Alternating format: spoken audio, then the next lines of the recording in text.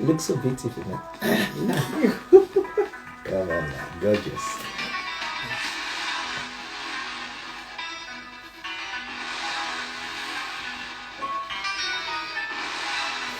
Okay, repeating request to go.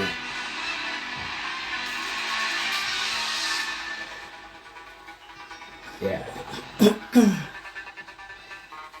All right. Let's.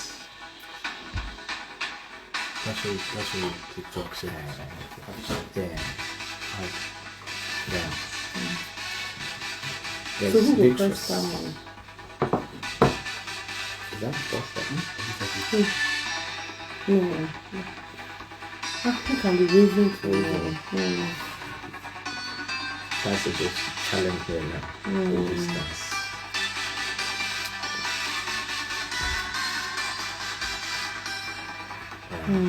Yeah. So what am I doing from this other side? From this side, so I can bring you. Yeah.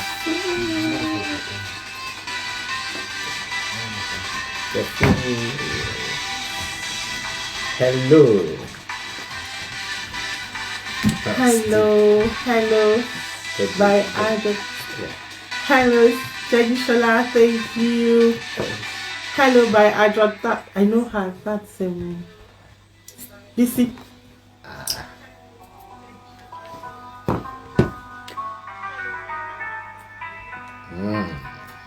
Yeah.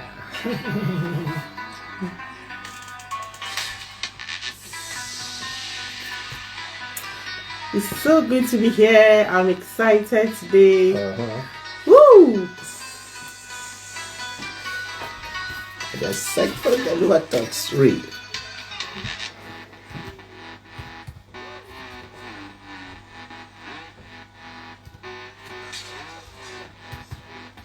Talks real, yes, life. So, Bisi, I can see your smile.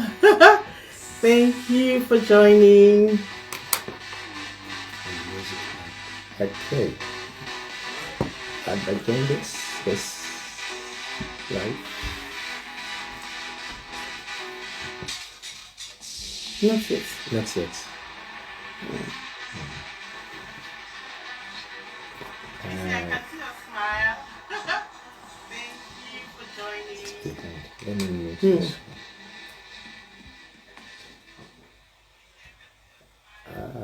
Is the music producing? Okay, Dele has joined. Kalus. Yeah, you can help with. Thank you, Carlos05. The Prof. The Prof is here. The Prof is here. Joshua, thank you for joining.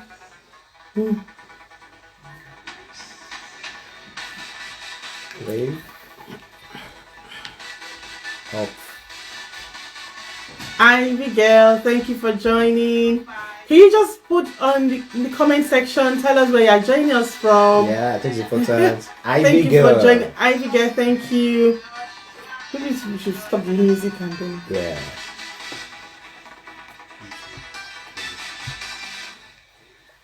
Yes. So this one can just go back now. Thank you so much, everyone, for joining the Dele Uwa Talks Read Insta Live. It's so exciting to be here. Yes. If you can hear me clearly, reporting from Scotland, amazing. Please, can you type in the comment section where you're joining us from? Thank you so much.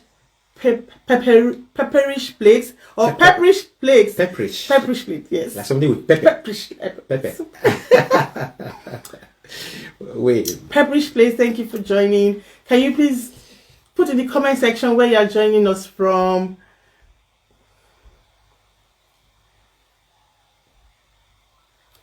Thank you so much. Pepperish plate, good evening, Pepperish plates. Carlos, you're from Wakefield, UK. Thank you. Thank you so much. So we start. Yes. Our guests are already Jedediah joining. Oh, okay. Jedediah joining from Houston, Texas. Thank you so much. Thank you. Thank you.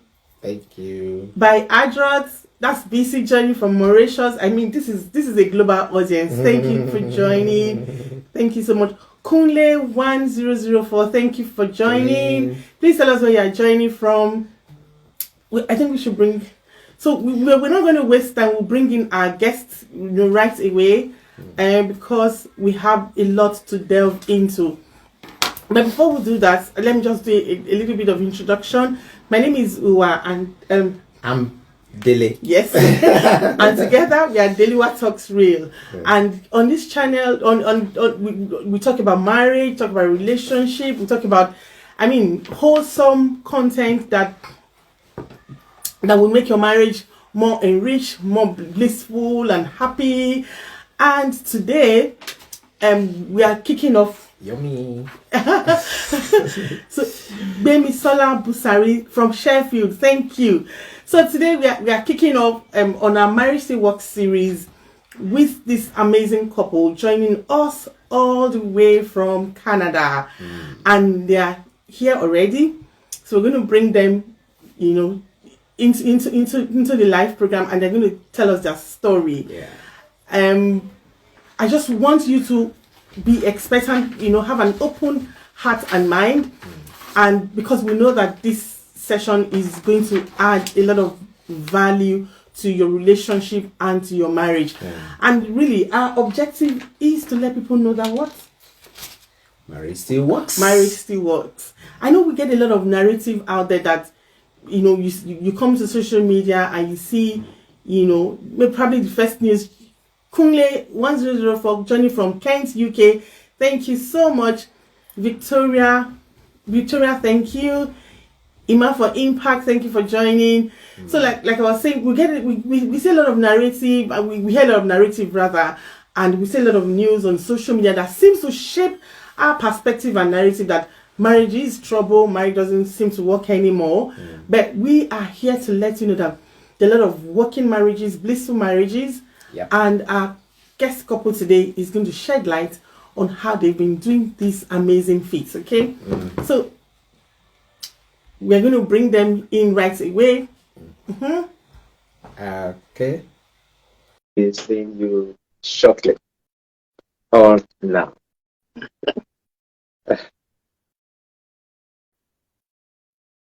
Okay, there's some come up.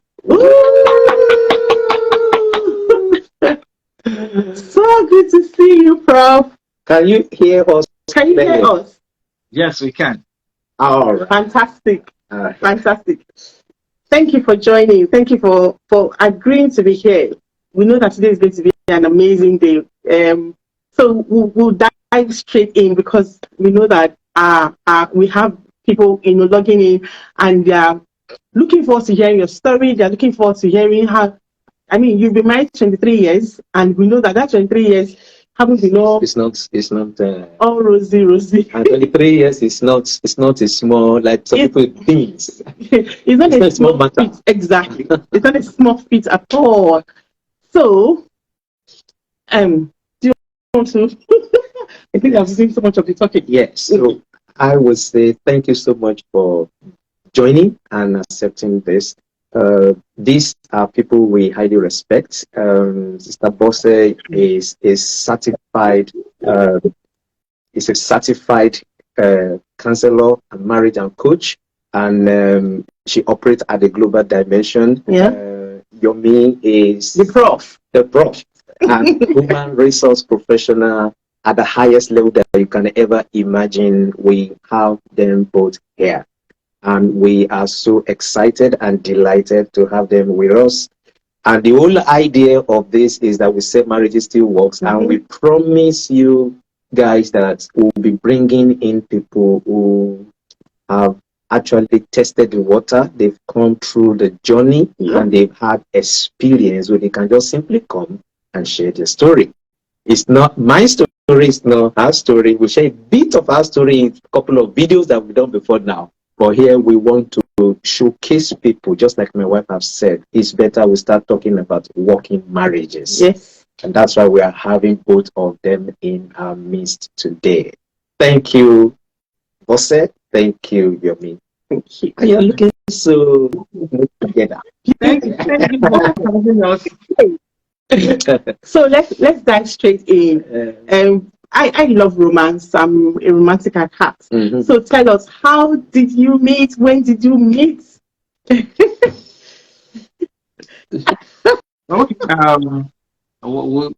Well, thanks for having us. I can't take it for granted. I also to commend you for the great work. Your videos, your products, your outputs in this space have been a blessing to many people. So thank you, and please keep it up. Thank you. Don't get discouraged. Don't measure success by the number of likes. At There are many people that will watch and will not like. So we met. We met on. I think that must be like 1990 or 1991. Wow. It was on campus. The campus fellowship arrangement. I remember. I think I saw her for the first time at one program we had at Government College in Ibadan. She was a student at the University of Ibadan. I was schooling in the university in Akure at that point. And that was where I remember we met for the first time. So that's how we met. It was on campus. It was for a campus program we wanted to do. And they have asked that the members of the organizing committee should arrive earlier. So we were having these programs for all campuses in Nigeria. And we as members of the organizing committee were to come to the venue to come and set the place up. If you know Government College Ibadan, it's a huge place. So our role was to clean the place, get the place ready for the students that will be coming in. So because she was in organizing in Ibadan, they asked her to join us. So I came as a member of the National Organizing Committee. So that was the first time we saw, and then one thing leads to the other, and then here we are. From setting up to be a setup. He's getting setting so high. Yeah. So that's how we met. But so how did the marriage or the relationship journey? That's another story. So it's more like both of us were very busy people serving God. I mean, I think individually we just kind of like focus on book and then service. That was it.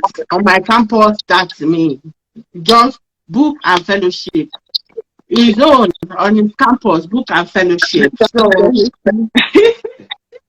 So I think he got to know before me that God said that's your wife.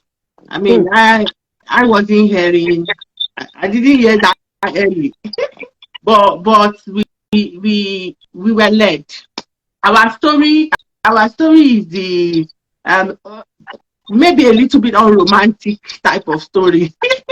So it wasn't like, I know someone that tall, and some guy. I mean, no, it wasn't. So some kind of story that even when God told me, I was like, God, are you for real? No, now I know, stop it. That brother, that one that all he knows is only book. That brother, but we accept. Here you are today. I think here you are today. Yes. 23 years down the line, right? Yes. Yeah. Wow. 24 in August. Ooh. We thank God. 24 years. How has it been? I mean, 24 years from getting to know, getting into relationship, getting to marriage, and then how has the journey been? I mean, just be real with us. How has it been? Very challenging, or it's been a walk in the park? I mean, how has it been? 24 years has it's been 24 years, 24 broken down to 24 to days, broken down to months, broken down to minutes, broken down to seconds. I mean, so it's been more of like a journey. I mean, that's a way to describe it, because the journey of two people. There'll be places where there will have been disagreements. Yeah. There will be challenges, there will be opportunities. For me, there were issues around adjustments.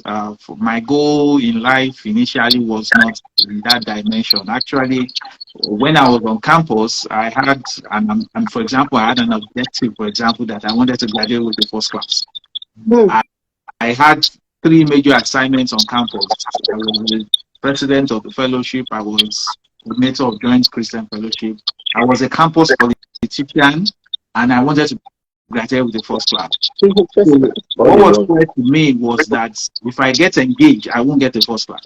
So I didn't prioritize getting engaged because I made sure I got the first class before we even talked about proposal. Now, interestingly, when I left that stage, then my next target was to become a prof before I was testing or something like that. So those adjustments were difficult for me because going from the mood of somebody whose focus was in this direction to become somebody who has to, I struggle with that. So there were need to adjust, need to become a better person, change outlook in various ways. Made a difference. So there were times when things were pretty rough because of the fact that we both needed to make adjustments. There are also times when it was pretty rough from the point of view of understanding one another, but you overcome that. There were also times when it was pretty rough to also financially. I mean, because I was a lecturer. I mean, I remember as we go on strike and they will not pay us for months, and then we have to live with whatever we had. So there has been some interesting times, interesting from the point of view of challenges, but give and take. I mean, nobody promised you that in life there will not be challenges.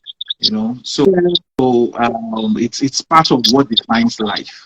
So the difference, however, is your attitude to it and how you're able to come out of it better at the end of the day. So that's the way it's been. It's been fun. It's been interesting. It's been challenging at various times. It's been rewarding, and it's worth the effort. But at the end of the day, we're always the best for it. All right. Thank you.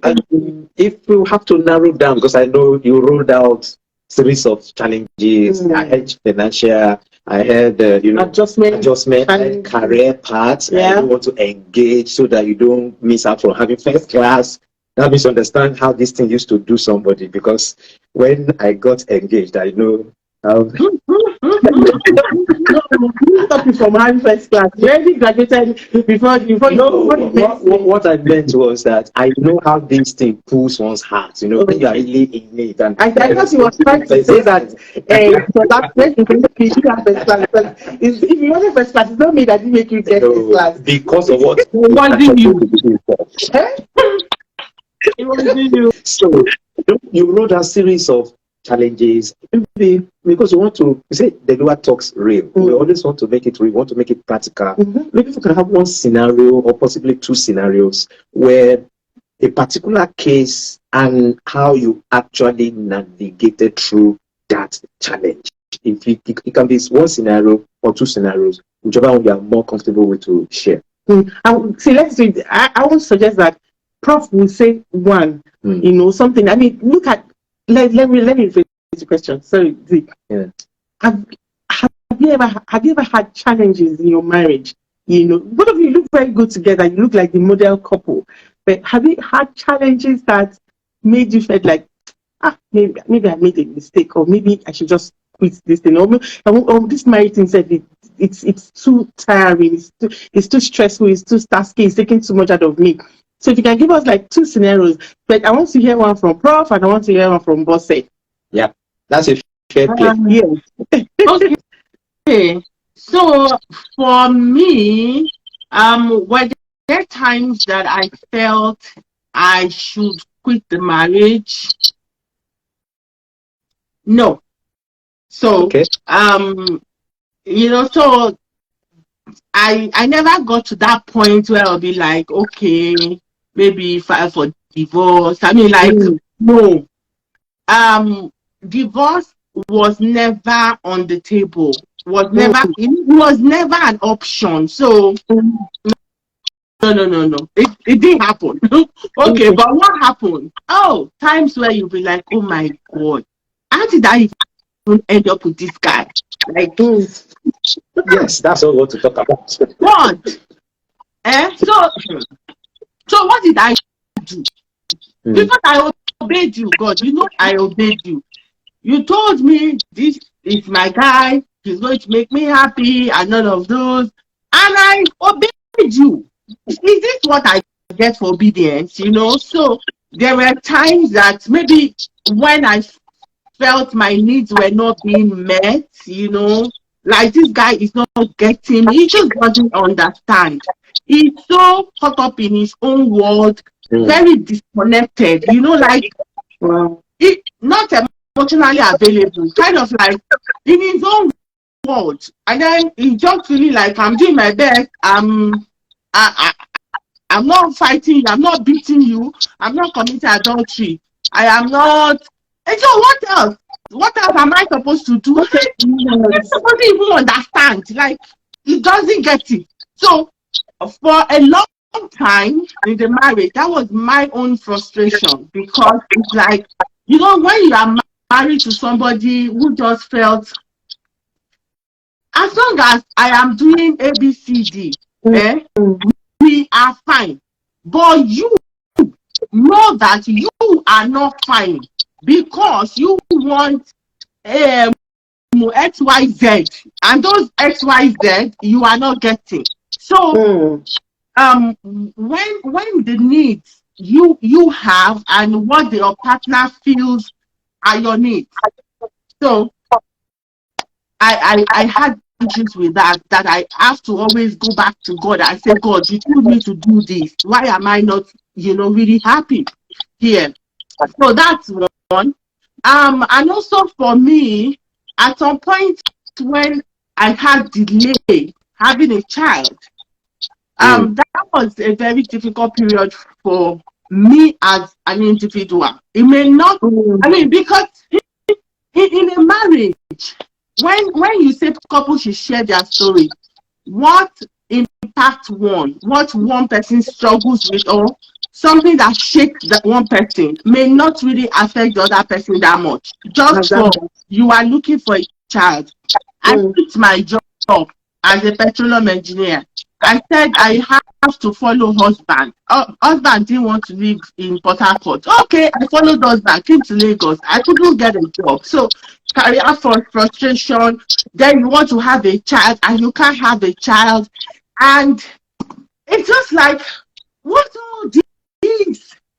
Then we were doing long distance marriage. He was working in Warri. I was in Lagos with our first child. So trying to get pregnant again, I felt that would be an achievement for me if I can't have a career.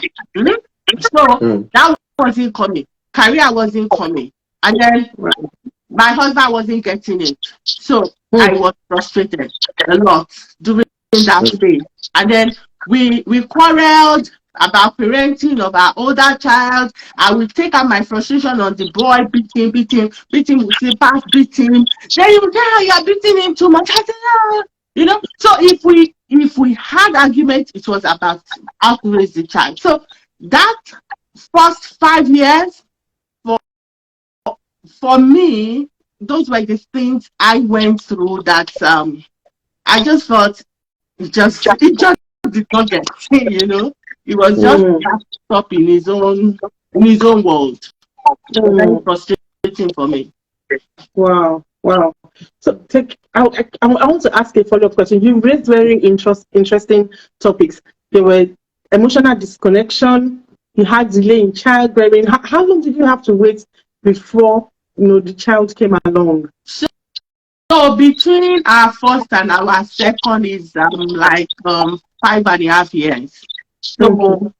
So you know, for someone that got pregnant at our first year anniversary, our first child was 2 months, 2 months old. So it was like, and then I said, okay, now that I'm not working, let me just have another one, so that I know that I am raising children.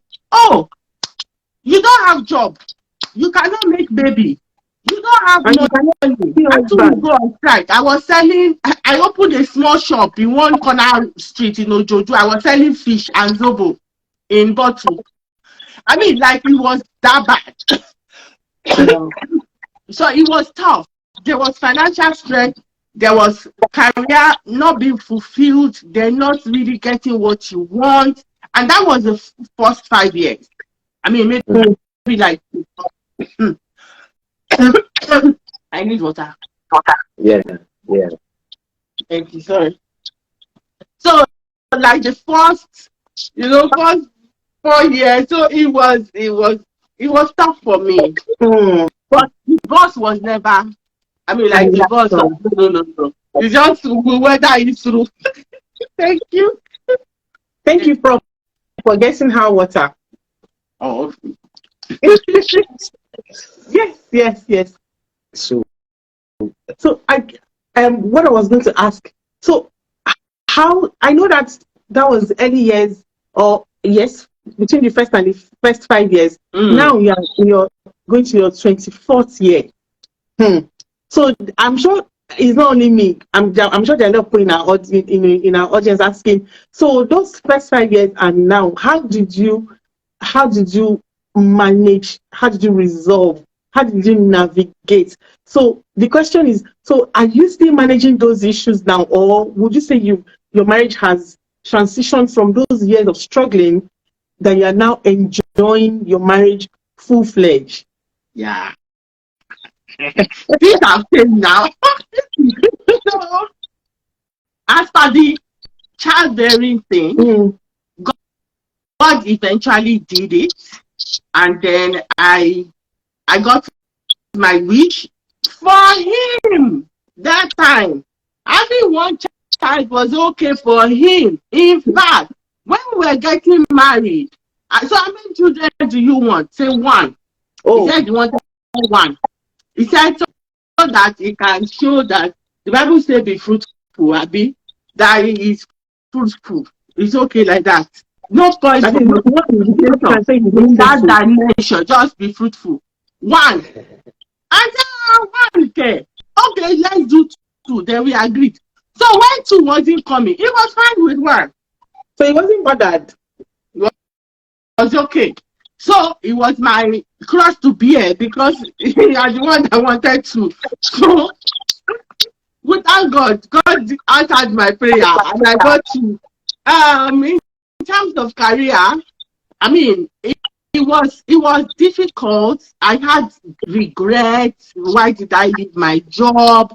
There were times that I'll be like, this is where I would have reached now. If I had stayed on my petroleum engineering career, I will flog myself. I would, So, but at the end of the day, I found other things I could do if I'm not pursuing career as an engineer that I could do. I became entrepreneur, did business up and down until I found my calling, that this counseling thing, it's really what I love to do, what I can do for free, what is ministry for me. So I don't have regrets anymore.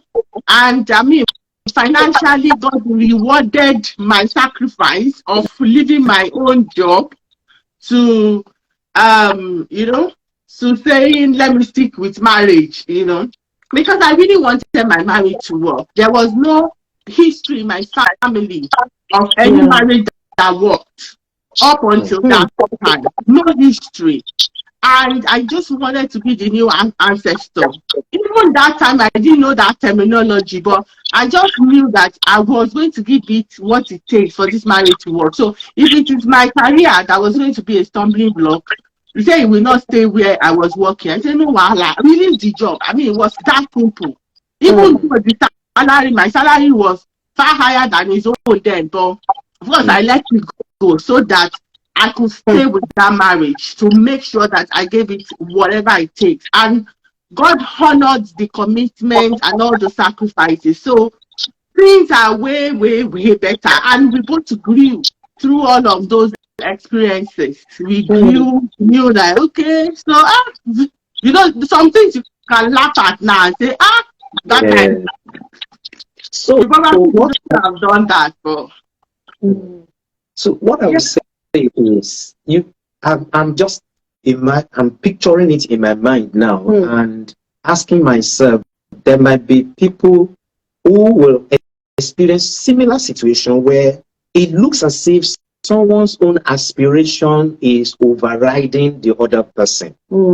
And how do you resolve that? I think that's literally what this story have actually helped us to resolve, because you seem to be looking at the big picture, to let go of some immediate gratification for the sole purpose or for the eventual purpose of maintaining and retaining that home. Because I know there will be some families who, by the time they have that divergent views on how they will manage their career together as husband and wife, someone can be so rigid in his or her opinion or stand, and the other person not seeing it from that big picture that you've seen it. The person also want to insist on his or her own. And we see situations whereby two rigid positions don't actually help any marriage at all.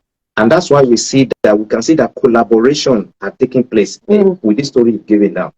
Having that unified, initially it wasn't looking as if it was unified, but you are looking at the big picture to help you deny yourself for the immediate, for the ultimate good of the family. Like she said now, people are seeing your faces now. Oh, we love your home, we love your family. It's so bubbly, it's an inspiration, it's encouraging me. But thank you for sharing and being vulnerable, even to the public space, your own personal vision. I believe somebody is getting something from that as well. Thank you. Thank you so much, Bose. So, Prof, over to you. So, what were the major challenges that you went through? And also, you can say something about when Bose was going through these issues. She talked about emotional disconnection. She talked about waiting for a child, and obviously you were happy just to have one. And then she talked about the fact that she left her career. How were you taking it? And then just then zoom into what were your own challenges and how did you resolve, or how did you both resolve them, that together you both are still here today, 24 years running? Okay. Yeah. I mean, thanks for that question. The differences and the way we responded to those issues were because of the fact that we were coming from different places. So with respect to delay in having children, I mean, like she said, I just wanted a child, and for me, I just felt that okay, so it's not as if we did anything special to have the first child. So if the second child has not come, why stress yourself? I mean, it's going to come when it's going to come. That was my attitude to it. But I mean, she took it more seriously than I did. But of course, it was something like, you know, that, I mean, we're people of faith, so we believe that God will do it in His own time. For the job part, I mean, that was a big sacrifice, and was very appreciated. I mean, as it is. For the emotional connection, it was also about some adjustments I needed to make. I had, I mean, for me, then there were certain things I didn't do before we got married. So there was that part of my life was not even existing. I mean, I didn't have a girlfriend. I mean, I mean, there was nothing emotional about me. I can't remember if I ever hugged anybody before. I can't remember.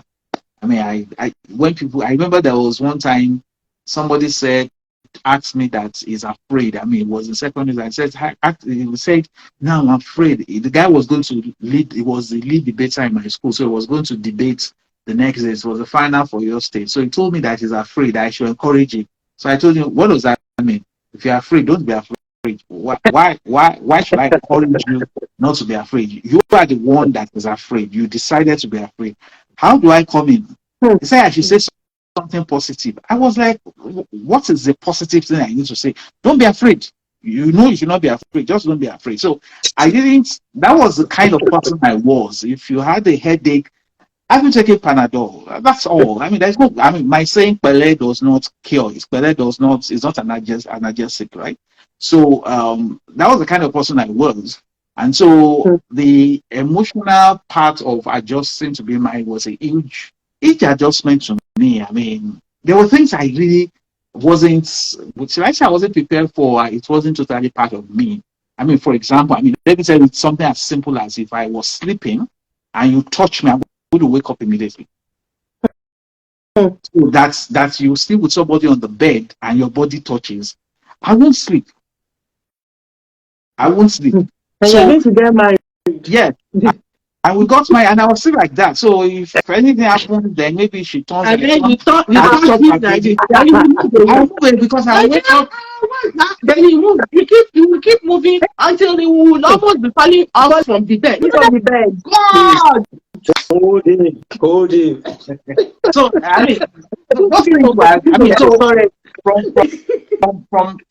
from our own point of view, it was emotional connect. For me, it was You are disturbing me. Yeah, it was that, and it was also that I lacked the competence in that direction, right? So I mean, it was some learning for me, telling somebody I love you. I mean, are we having an argument about whether we love ourselves or not? Why do I need to say it? So all those things were things that I wasn't used to. So it takes quite a lot of learning, quite a lot of exercise, quite a lot of practice to get it with. But with time, what happens is that when you put your heart to anything and you learn, you start to get better, and you start to improve here and there. So so for me, it's more like a learning process, a process of continual improvement in that. Thank you very much. I think I can relate with you very well. And I know she knows. Because, but not the part of touching your body and running away. I'm the one that will be moving towards. I want to hug her. I want to. Touch is one of his number one language. Yeah. Touch so and it's always touching. You can see that I can't even. It's touching everywhere and everything. I can relate with that because, like you said, we all grew from different backgrounds. Yeah. I didn't grow up from a home where validation takes place. It never. Even when you do well, it's passive. You have a passive comment. It's only when you've done something that is wrong. That is when you are scolded. And that was how I grew up. And I got married at 31. Imagine over 3 decades. Let's say I left home before the 3rd decade, but let's say for about 27 years of conditions like that, and I've never been hearing "I love you" from my parents. So when I got married, it was logical now, and I read engineering, and engineering taught us about logic and precision. If I don't love you, I won't tell you I want to spend the rest of my life with you, sir. Even though I know I love her, Bose and even though I say I know I love her, I won't say it. But because she's more of an expressive person, there's an issue with it. I say, if I don't love you, I cannot just get it around my head. Why will I spend the rest of my life and sacrifice everything about me if I don't love you? But it doesn't work like that. For somebody that might be listening, you might be wondering if it's the guy that is not expressive, or it is the lady, or maybe it's the wife, or it's your husband that is the one that's in that position. It's because we're not used to it. But not being used to it does not mean you should remain like that, because that's what we found out. That's a problem in some homes as well. So what I did, literally, just look at it, just like you said, it's an opportunity for a learning curve, whereby it means if I don't say I love you, then I have to commit myself to it. The first few times I say, I love you, baby, it sounded strange. It wasn't me. It was not in the nature. So I know you can also relate with that as well. But I kept at it. And over time, it became natural. Right now, I can see her now. I can see that her hair is looking so lovely. She's looking so pretty. I'm beautifully made lips. So now it comes naturally. There, it was real work. It was as if it was mechanical. But so I can relate with you, and I think that's a very good one that you said there, and what helped you to navigate through that particular season. Yeah, thank you, Prof. So that means that there is nothing that we cannot learn in our marriages, and there's nothing that we cannot unlearn. Okay, so as many people that are watching and those who watch, the recorded version after now, if there's anything that we feel there is a gap in our marriage, I mean, let's put ourselves to learning. That's what our guest is teaching us now. Because imagine, Prof, that you never had. I mean, Prof, your story is funny. I know. I just didn't want to laugh. No, because I know putting myself in Bose's shoes. That I'm just imagining. I could just imagine what she has had to go through, in those early years. So I'm happy. Really happy for you that things are no longer what it used to be. So, Bose, like, how many times in a day does he tell you he loves you now, and how does he express his emotional connection now? He has grown. You think when I complain those early days that this thing I've been telling you every day, you are not growing. You would say he's growing. No, that's it. What the place I want him to get to is here. He has moved from here to here. He said there is still plenty opportunity. He said we are still in this thing for a long time. That don't worry. He will be getting to that place where I want. I say, this crawling to get to this level that I want is taking forever. But he has grown. He has grown. He will say, I love you. He said, I love you to me more than I do. Like, sometimes if he says I love you, I will say same to you. I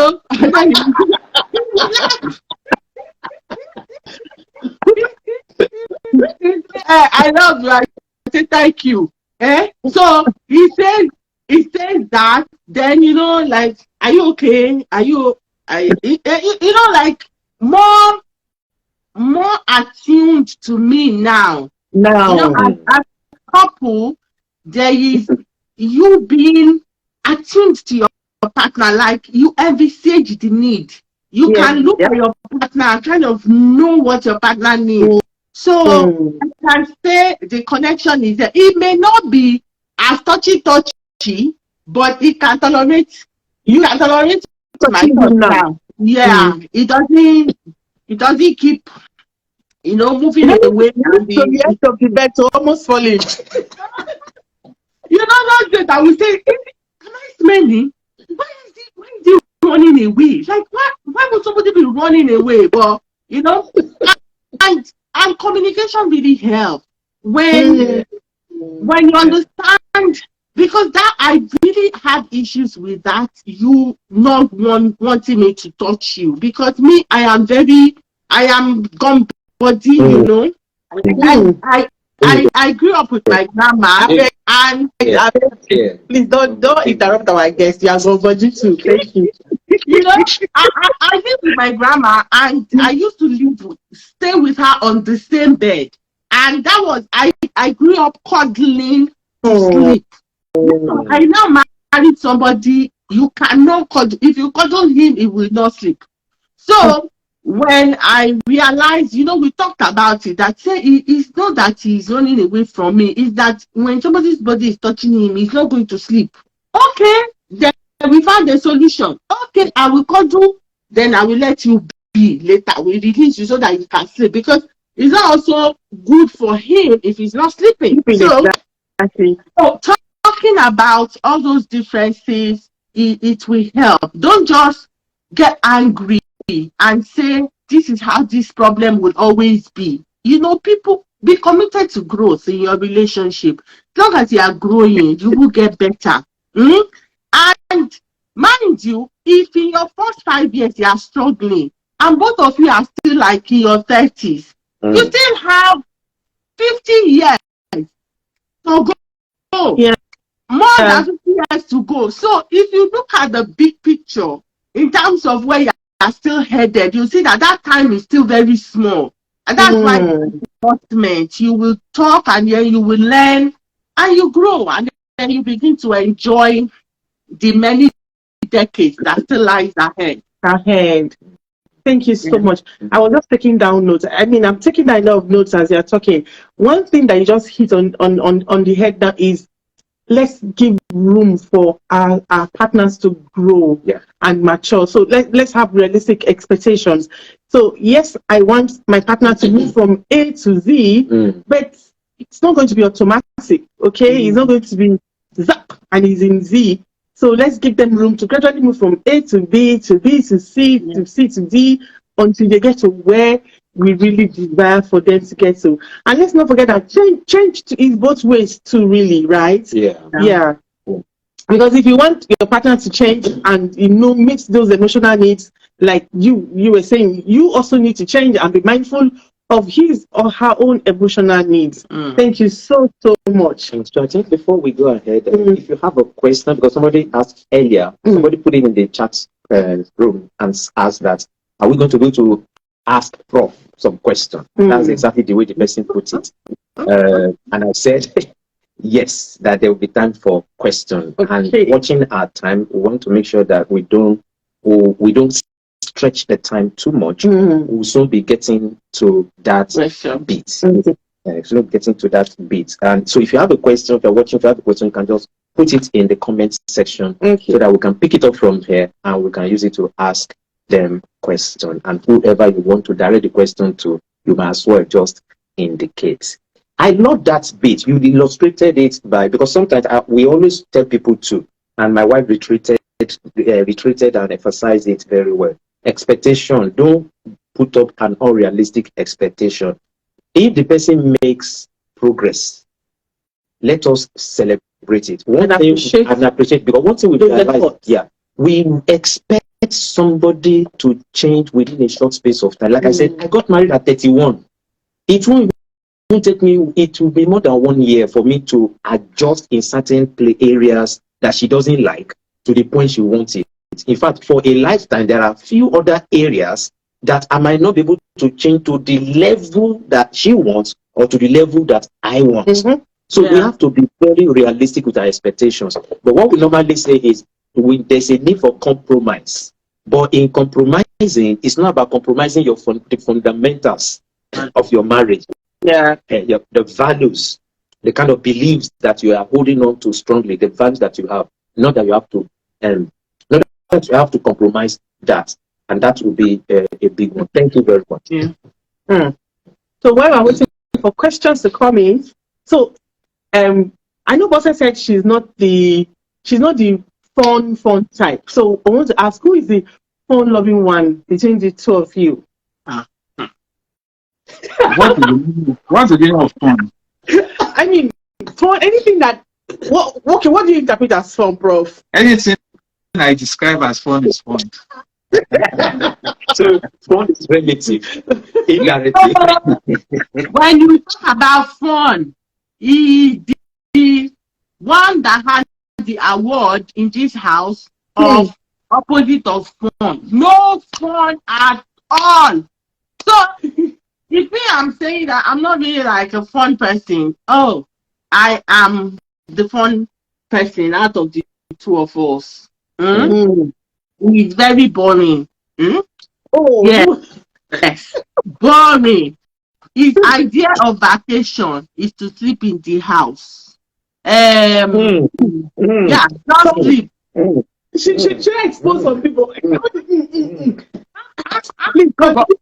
So, I mean, we always have this conversation with the children around fun, right? I mean, fun is about what you love and what you enjoy, right? So, I mean, because you are married, you got to have some things to enjoy together. So, in that world of fun, I mean, of course, she has more.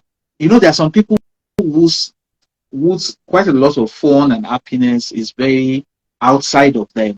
So they want to go to Dubai to have fun. They want to go to London to have fun. They want to go and eat in a cafeteria.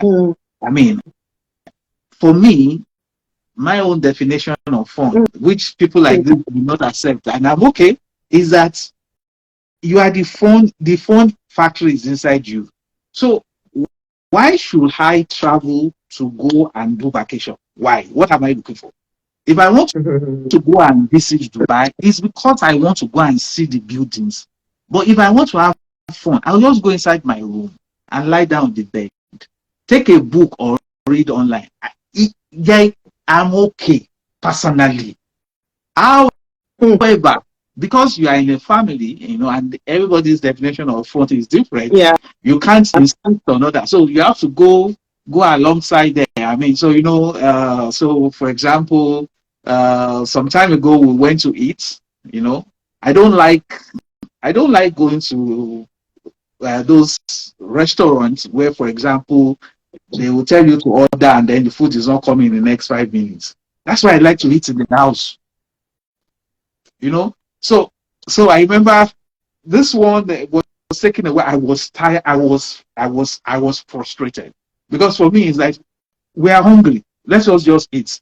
I mean, so but the point is that even though you are like that, one of the things you must also have is the flexibility to adjust to the people around you. I mean, you are not an island, so you need to adjust to it and just take it the way it is. So my older son and I, Precious, we went to do something in London, and so we finished it, and almost the same time both of us said, "Oh," I said, "I'm hungry." He said, I said, so when I said I'm hungry, he said he's also hungry. I now said, okay. So I was driving. Where I was at the point in which I said I was hungry, there was an eatery by our side. I think it was maybe Burger King or something. So I said, "Oh, good. Since we are hungry, let us just go and eat here." So he said that he felt when I said I was hungry, I wanted to eat food. I said, "Yes." And he said, "Food in this Burger King." He said, "No, now food as in food." I said, "It's what is food as in food?" He said, "Okay, that there is a place you can go and eat food." I was wondering, what is he talking about? What? So I said, "Okay, well, no problem." So I said, "Okay, put the address of the place on Google Maps so we can go there." When we put the address, from where we are in front of an eatery, from where we are to where he wanted us to go and eat was 18 minutes. So I said, "Why are we driving 18 minutes when there's food beside us?" He said, "Well, it's food. It's not just food." So that's part of the flexibility, right? So I told, "Okay, I'll be flexible. Let's go. Let me take you there." So we went there. We bought the food. I told him that since I was born, I have never gone to look for food before. People say that there is one amalachita in Surulere. There is one Ofada VI, or there is one rice in somewhere. So why do people do those kinds of things? Now, so the point that I'm just trying to make is that we all have those idiosyncrasies and things we enjoy differently from others, but it's not enough for you to force it on others. What would be wrong is for my wife, for example, to say she wants to go and eat outside, and I'll say, "No, you can't go." That would not be wrong. Why, when I'm going with her, as I'm driving that car, I'm just wondering, "Oh God, this world is not my home." We go there. Nobody knows it's not my power. It's not my P1, but I'll do it because it's fun for her. And I can also get fun from it. It's not that we willing to agree. And it comes to anything, football, watching games. I remember back in Nigeria, there used to be one fashion show on DSTV, then style, something about style. So I realized that what happens is that once they put it on, I stand up and go inside the room. Once they put it on like that. So one day I just thought about it that way too. The thing cannot be, they won't beat me if I sit down. I mean, why will I in my house be segregating myself from what the TV we both own? I mean, why? So I sat down there, and then I found it very interesting. I mean, that was a surprising part to me. For example, I still remember one thing they taught that day, that when you wear a shirt that has lines, don't wear a trouser that also has lines. Left to me, I believe that everything can go parallel so that it can become a parallelogram. So I realized that it was fun, right? So I think that flexibility also helps. So why she is the definition of what everybody calls fun, those things that people do. I'm not like that, but hey, you see me there. So in case you see me in Dubai, I'll also laugh when I see those things. But left to me, I'm just wondering when we'll get back to the room and I'll go. But Prof, you in fact, I will only just do a recap, because that's one of the things that that we always preach. when you come into a marriage, it's a union of two people, different people with different background, different exposure, different interests. So you begin to harmonize your interests. So the fact that one thing you didn't like it before, see how you're making efforts to do it because it's of interest, it's of value to your partner. So that's one of the things we preach, and I'm happy you really nailed it with these illustrations. We have a question. Can we? Before the question, Okay. because it was made me that actually asked that question before. Yes. We get time to ask Prof question. But the question had popped up from her now. But before then, we just want to say thank you for everyone still on here. Because there are so many names, so we might not be able to be calling each person by name. We just want to say thank you for joining. And there's a part that a banker said, Prof, just maintaining a straight face when Bose was talking. He said, Prof, he's just maintaining a straight face. Prof is a serious-minded person. So, or maybe just let me just. Level we are planning to go now. So let me go to where the question is now. She said, this person asked, Ademisola is asking, yeah, how do you move past hurt caused by your partner? How do you move past hurt caused by your partner? Okay, so it's not necessarily, because I'm looking at it that she was the one in that place of hurt and disconnect. So any of you can answer it. So how do you move past the hurt? I think number one, you need to really want to move past the hurt. A lot of times we don't want to release our hurt. I know that, for some of the hurts I've experienced, I know deliberately I held on to them for long times that I would just not want to let it go. Because if I let it go, it looks like I am saying what he did wasn't that bad, So if you are hurt, you should just decide that I'm ready to let this thing go. I don't want to be romancing my pain and be romancing my hurt and be a pity party for myself by myself to say, yeah, it hurt me, and then I want to stay there. So as part of self-care and self-love for yourself. So when you want to get healed and move past the hurt, you are doing it for yourself, not for your partner at all. It's when you see it as, if I release him, if I move past this hurt, I am doing it for him or doing it for her. Then it's like the person is not deserving. Why should I? No. I'm not going to do it. But so if you see it as, I am doing this for me because I don't want to hurt no more. It's paining me, and I'm the one that the thing is paining. I don't want to feel this pain anymore. I love myself and I want to make myself whole. So when you do that, then you will see that it's easy for you to release. So you look for excuse to let that person go. Unforgiveness or holding on to hurt. It's like you are holding the person. Now you want to trick your mind why your mind should release the person. So find excuse. The person, let me tell you one thing he did for me one time. When my mom died suddenly, and we were together in the living room, and she just did and she just passed. Wow. And 7 months pregnant. It was difficult, and I didn't want people coming in to be touching me and saying pele, pele.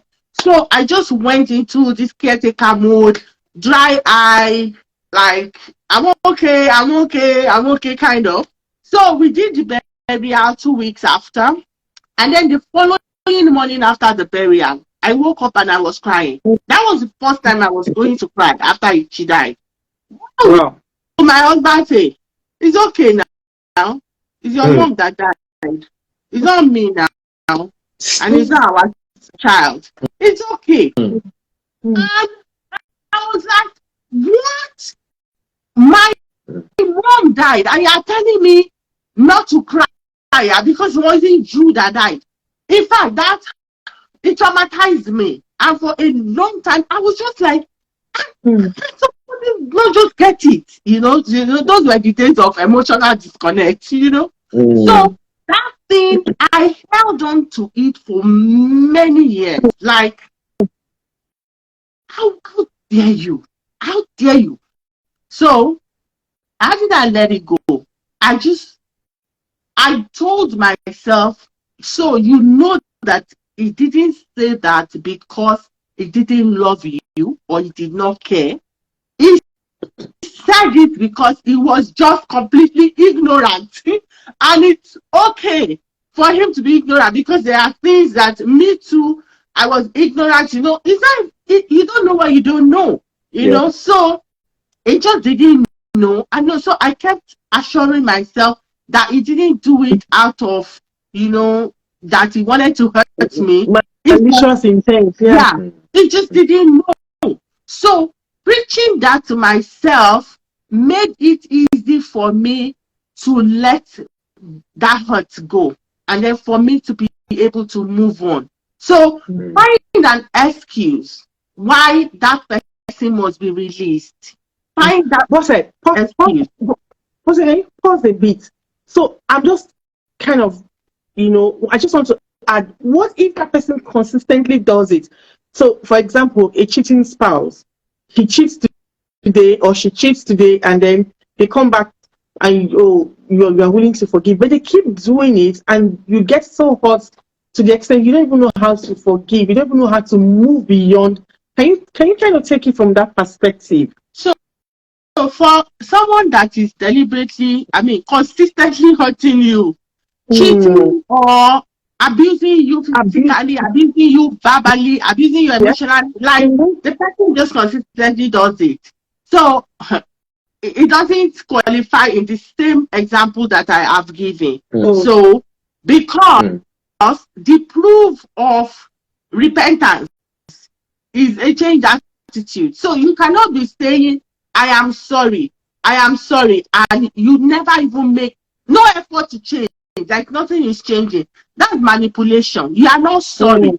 So that partner needs help to be able to deal with something that is consistently, hitting at you. Because how do you convince yourself that this person is not doing it deliberately? Or you can say the person is sick.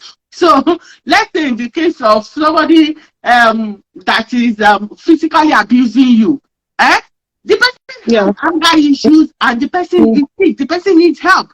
So you cannot just sit down there and just be saying, I forgive him. He said he's sorry, he bought me flour, or he changed my car. I forgive him. No, that will be very foolish of you.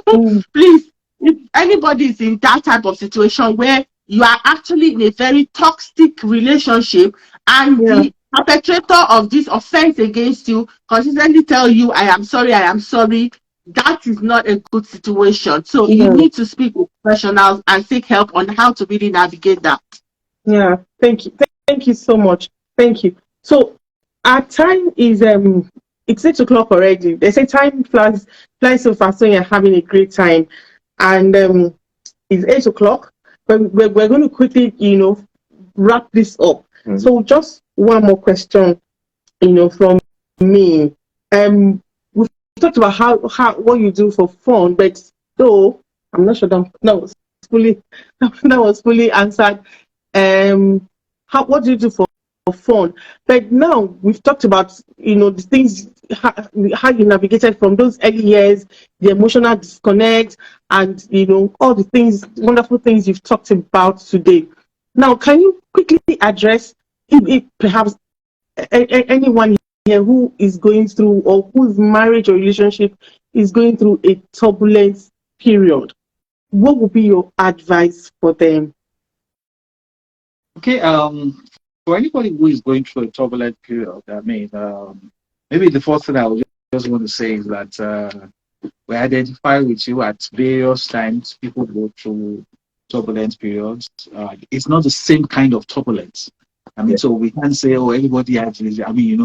I remember like someone said that it can be the same flood, but we are not in the same kind of boat. Maybe you are in a ship or somebody is inside canoe, the other person is just on the plan. So nobody can fully grasp what you are going through. So it's difficult for anybody to say it's not that bad, you know. Yeah. But for if you are somebody that you can choose to look back, you will realize that there have been some other storms in your life that has come and you have overcome it. You know, I tell people that, you know, people can have faith in God, that God can do it. You know, you can choose to do that. And it's a very, very, very viable way to live. But, you know, you can also choose, for example, to have faith in your past victories, right? So, for example, you know, we don't really think about it, but you know, we have gone through many problems. I don't know if you remember when you were in primary one, or if you attended JLO Semi, as we call it in Nigeria. You know, when they give you arithmetic assignments, they used to call you problem. You know, they'll tell you they gave you maths problems. And what is this maths problem? 1 + 1. And there were people at that point that were beaten for not knowing 1 + 1, but you overcame it, right? At some other time, they gave you more difficult problems. So we all have track record of overcoming challenges. And so we can look back and use that to have the faith to say this one too will come and it will pass. Of course, we can also, have faith in God, which I believe works all the time about that. But it's also good for us to think about the fact that there are people that might have gone through that same problem that can talk to you. So whether it's going to be mentors or counselors or professionals can help you go through it. Because sometimes what you think is a problem is not really a problem. I remember once the woman came and told me that the class teacher said the child doesn't still, was restless in class. So they gave this parent that, report card for the child. So the parent was distraught and came to ask me and said he's disturbed. So I asked, how old is the child? He said the child is 2 years old. Oh.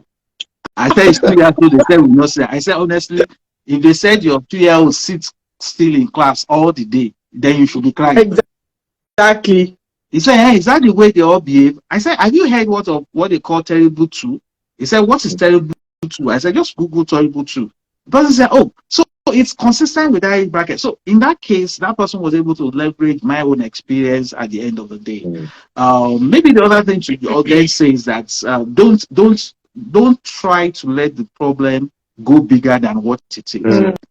So there are people that have problems that is financial. It has now affected their mental health. There are people that have problems that is physical. It has now affected their sexual relationship with their partner. There are people that have problems with their children that has not affected the husband and the wife. So let's learn to manage problems where they are. You know, there are even people that have traffic problems that take it home. Because one Okada wanted to bash your car, you can start fighting your wife. Is she the Okada rider? You know, so let's not transfer the problems round and all of that. So I pray, I believe in prayers that God will help you see through this time. I also believe that God will help you to get the right people to talk to you about it. And that, somebody has also suggests you can also seek mentoring. There is no problem that is entirely new. Somebody has gone through it before. Yeah. And if you leverage on those people, they can help you to navigate it at the end of the day. Thank you very much. Thank you very much. I love that part that, we always say that if you focus on the problem, what you see is impossibilities. And becomes magnified. Magnified, because the lens through which you interpret it will color it and will not give you the right picture. And at the end of the day, it magnifies it. The only thing it will do is that it will drain your energy. It's a disempowering experience it's going to leave you with. But when you look at a problem and you look at it as a challenge, then you can ask yourself, if I look at it from the perspective of how can this be resolved, then possibilities start popping up. And thank you for all the talking points you've made here that are like signposting these things before people. It's not just for the person that asked this question, but I know one or two other people would have gotten something from that explanation that you're giving. So let us more be solution focused instead of problem focused. And for in case we want to take it further from here, there's an handle that is at Dele Uwa Agbogun. We dropped at our emails and also the handle. That's for Dele Uwa Talks Real at gmail.com and also at Dele Uwa Talks Real as the handle. Instagram handle and YouTube. We also have a YouTube channel. If you are here, you've not yet subscribed or like or share or been sharing, be a part of it. And the first point is come in, subscribe, be a part of it, because we churn out videos. There's a lot of content. A lot of content that addresses, very, very helpful. Yeah, addresses various areas in marriage, you know. Yeah, and on a daily basis from Monday to Friday next week, if you look at it, there will only be reels that will be churned out, but it will be like excerpts from each of the video that we post on a weekly basis. And currently, we're on a campaign. Let me have this because I think we talked about it, and I'm going to make it very brief. You see, if you are married, the person you are married to will be different from you. Yes. That's not part of your problem. That's not, you know, because what we sometimes do is that we consider our diversity and our difference as a problem. You don't see your difference as a problem. It's actually an asset. Yes. I mean, there is no couple that the two of them are not different. That's the way the world is designed. So don't add that to your problem. You already have problems, right? Now, if you live in Nigeria, you know there are other problems that is Nigerian made, right? Now you already have those ones. So because your wife or your husband is fast or slow or tall or short or fat, don't add is that's not another problem. Enjoy it. I mean, and learn to enjoy it. So in our own family, for example, my wife is faster in decision making than I am, right? If you ask me to take a decision, except as if, okay, if they say there is lion outside, I'll quickly decide what we should do. But if the problem can be delayed, why should I waste energy around it? So that is me. She's fast paced when it comes to decision making. I am not fast paced. When it comes to action, my wife is fast paced. I am not fast paced, and I've been like that since when I was young. I remember when I finished secondary school, my dad told me that, am I not going to go to the university where I apply so that I'll check the admission? I said, with what I scored the job, they will give me admission. So the point I'm trying to make is that don't add that to your list of problems. Enjoy the diversity. Learn from one another. Thank you, Prof. Thank you. Thank you so much. I think that's why we coined the phrase that differences are not deficiencies. People will say because of our differences, irreconcilable differences, they want to go their separate ways. We said use the irreconcilable differences as a flavor in your marriage, and that's exactly what Prof has actually said here.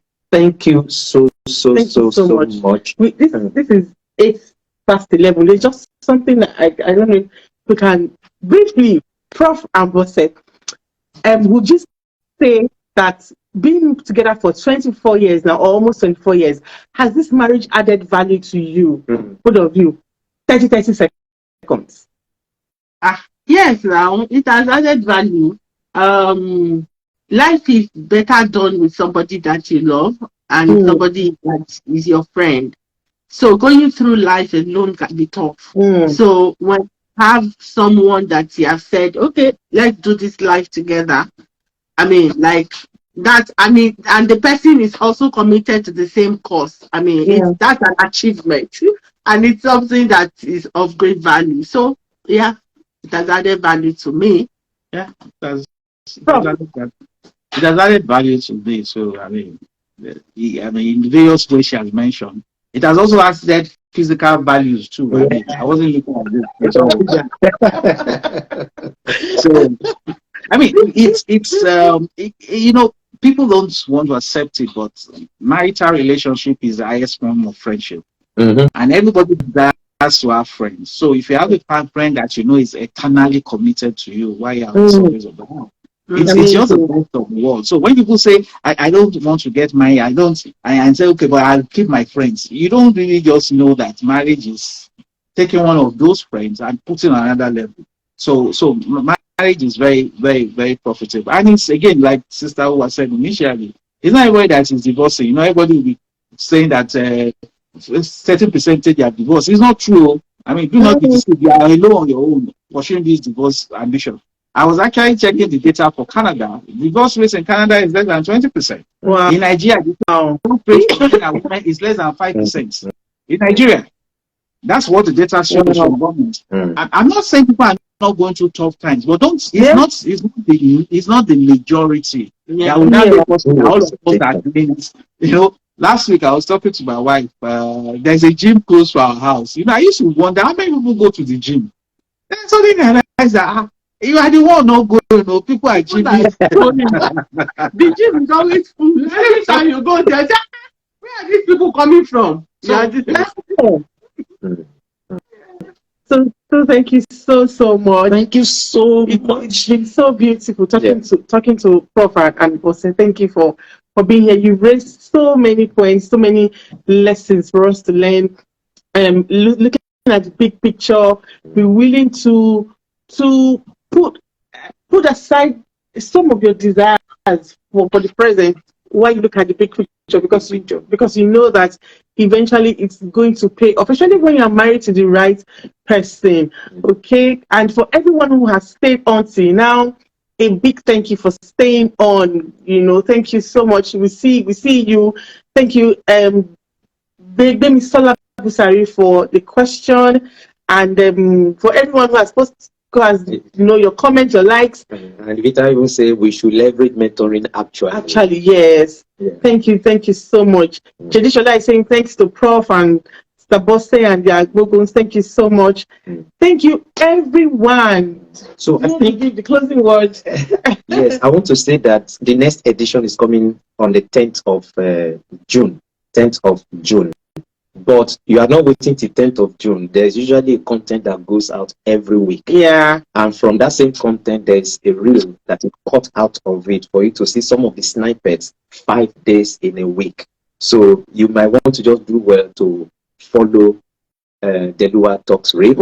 And you can go on our YouTube channel, like she said earlier on, different materials there, information that can really help your relationship. But if you are here, you're listening, and you know you are in a state in your relationship or your marriage where you don't know how to move further from there, then that is why you can reach out. We are professional counselors. They are professional counselors. When you reach out, you can have a session with us. You can have a session with them. We want to just say a big thank you, because I was looking at the number, it was like 35, we still kept it up to like 33. It means the retention is actually very high. That just suggests that people are actually stayed from the beginning to the very end. So thank you so much. When we don't want to take much of your time, and at the same time we want the short time we spend to be optimized. And we believe you've gotten value from this. And we promise that will be the standard. Yeah. But before they go, can you just please, the clap emoji for our yes, please. Can please we please appreciate them? Just give them a star, anything, just say something that you value what they've come to share with us today. They've been vulnerable. So please put in the comment section, tell us, just it will even be one word. Okay. Insightful, enlightening, fun. Like Spencer said, Prof was looking just straight. Thank you so much. So we'll see you on the 10th again. Yeah.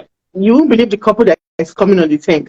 Dynamic, funny, inspiring. But I won't let the cat out of the bag. No. You see when the flyer is out. Thank you, Prof. Thank you, Bose. Have an amazing. Enjoy the rest of your evening. Okay. Day in Canada. And every other person watching from there. Yes. Bye. Okay. Thank you. Bye.